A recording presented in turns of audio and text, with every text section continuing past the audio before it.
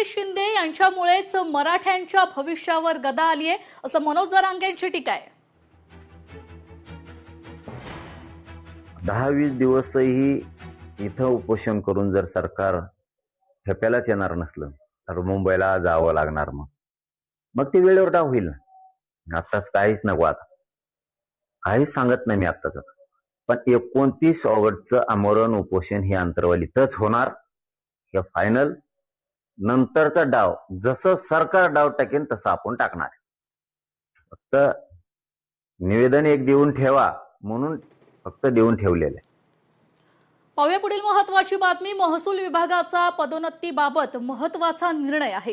राज्यातील 40हून अधिक तहसीलदार बनणार आहेत उपजिल्हाधिकारी, तर 22 नायब तहसीलदारांची तहसीलदार पदावर वर्णी करण्यात आली। गेल्या 20 वर्षांपासून रखडलेली पदोन्नतीबाबत महसूल विभागाचा हा महत्त्वाचा निर्णय आहे।